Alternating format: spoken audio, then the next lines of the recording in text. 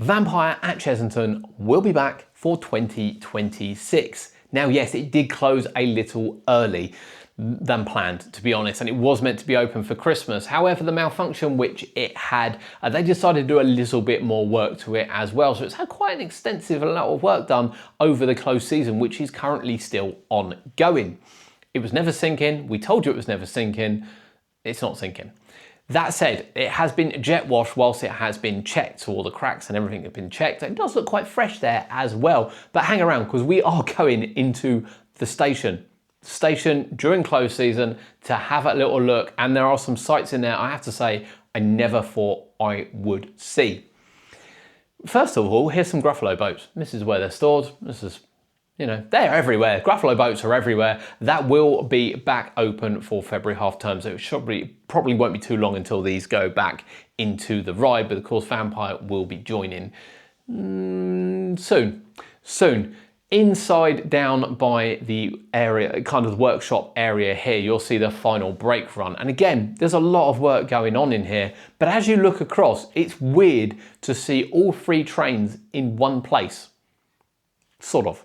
Right in the middle there, you'll see train 1. That is actually operational, although it doesn't have all the covers on at the moment. That is the one they'll send around and do testing on various bits and pieces. That one's got water dummies on. It was the one we saw over the Christmas period.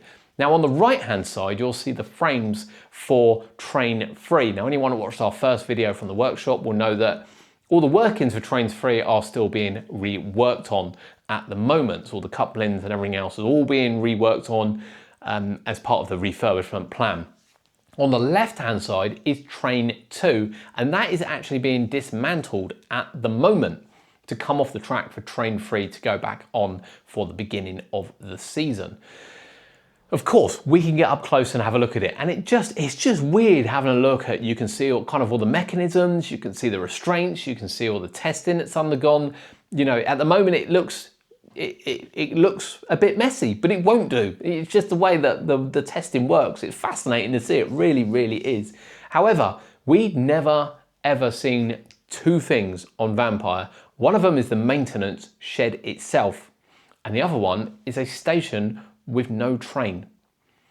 First, let's go into the maintenance shed as we get a walk through here. Again, we can only take pictures in here, videos outside, pictures inside, but honestly, you won't want to miss these.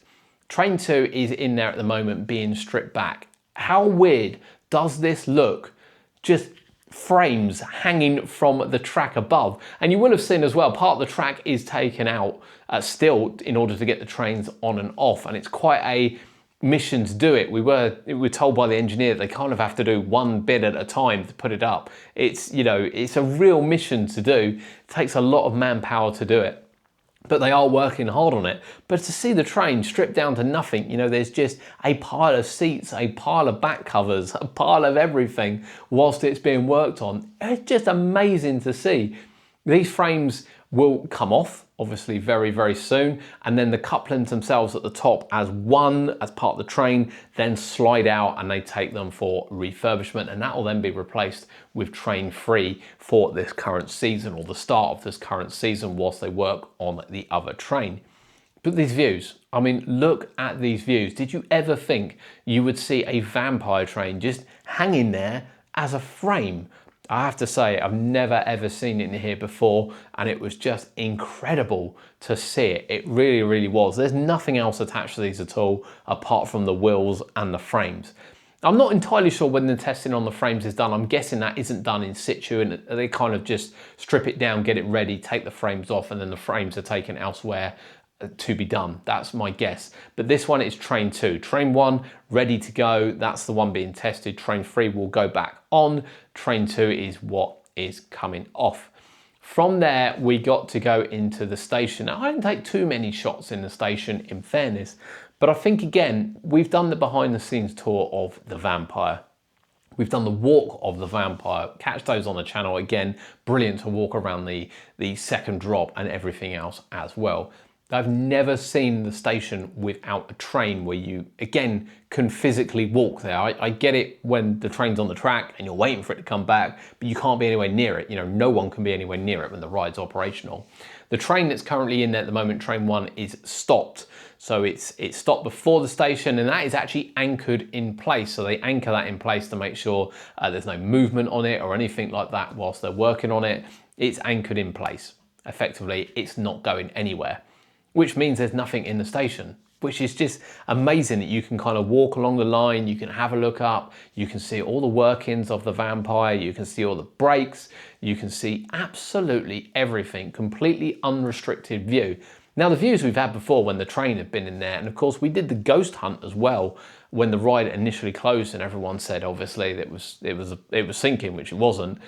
And we could see that the ride was together, and the fault obviously wasn't with trains or anything like that. You know, the trains were still on the track, they hadn't been taken off. But to see it kind of really up close with no obscured view of wheels or, you know, couplings or the train parts was just brilliant. It really was. It's the first time I've been able to get close and have a look at that.